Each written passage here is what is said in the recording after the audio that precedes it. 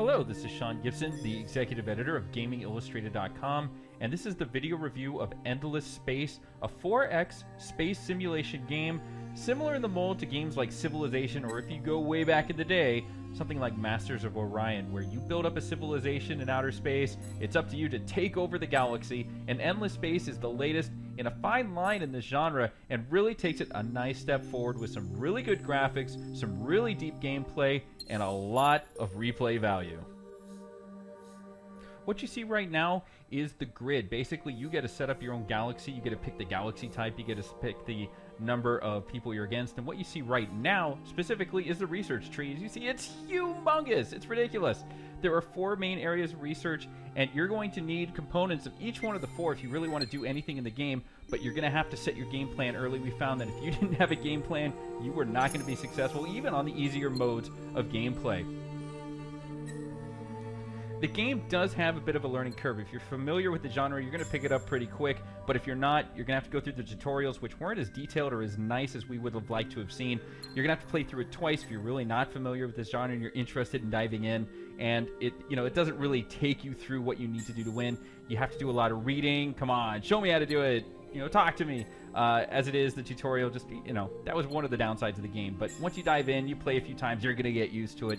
And here you can see there's a lot of micromanagement if you're into that, and there's a nice layer here with the whole space concept, because you don't just take over a city like you would in one of those city sim 4X games, but with the space side of things, you're gonna have to go to a star, and there's multiple planets. You're gonna have to colonize certain planets, mine others, and you can see there's a nice view overall, and you can see the spheres of influence here. So it's a nice layer to the whole genre, being able to be in space and adding that element of multiple planets and multiple colonies in one star system. So what you're seeing here is the diplomatic screen, and basically there's all sorts of different screens that you go into. Here's the diplomacy. If you want to create an alliance or declare war, which I'm about to do, which is kind of stupid, but is good for a review, you can do that. If you want to go and do the research tree, you've seen that. There's all sorts of things that you can do where you customize the ships that you roll out there. So if you want to build a Uber battle cruiser, you can do that, but you need to put some research and some money into that in order to get it and unlock it. There's the diplomacy screen, and this is the battle screen that comes up. You have 2 options, either auto or manual, and the auto just basically sims the combat screen, and you basically see what happens here. That my 7 ships got killed by his 4. He'd put a lot more research and probably thought into the whole combat. If you dive into the manual mode, there are 3 rounds. There's something you get to do from long range. You pick from one of many options. There's something you do from medium range, and there's something you do from short range. And it's actually kind of cool. You see ships fly by each other and pew pew, and we're going to go into that. This is the manual mode for combat, and there's my ship. Oh my god, isn't it beautiful? And actually the graphics here are, for a 4X sim game, are you kidding me? This actually looks really, really good.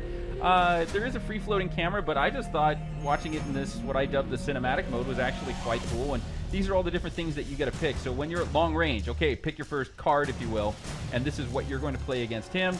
You see your guy fired him, and he fires at you. Pew, pew, pew. Great. It's actually kind of cool, and it breaks up the monotony of always staring at the various screens of the map and the research tree that you're always staring at. This is actually kind of fun, especially if you're just going to pwn your opponent. It's really fun to see them blow up and die. So cool enough, you get to see this very nice cinematic-like version of the combat mode that you don't really see in this genre. It's a nice step forward, something cool, something unique. We're always for that. And overall, it gives Endless Space a nice deep feel. As it is, this game has such a crazy amount of replay value because of the wild amount of variables you can throw into creating a game, the huge amounts of ways that you can research to level up your people, to advance your civilization, and the multiple ways of winning the game. But this definitely stands out as one of the cooler ways that you can enjoy combat, and my guys are about to blow up because they suck, and sure enough, my knuckle-headed civilization certainly has no shot even against easy opponents. But nevertheless, game's fun. One of the negatives here was that even on the fast mode, it seemed to go a little slow. Would have liked to go a little bit faster, the game to progress a little quicker. You're going to have to sit through 2-3 hours in order to really play through even a quick game against 1 or 2 opponents.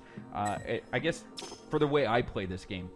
Certainly games of this type shouldn't be played that way. You really want to dive in with 7 different opponents, and you 8 for a total of 8, and really just enjoy just a humongous game. But overall, this game really exceeded our expectations. It's actually really fun. If you're a fan of the genre, Endless Space, must buy. This has been GamingIllustrated.com.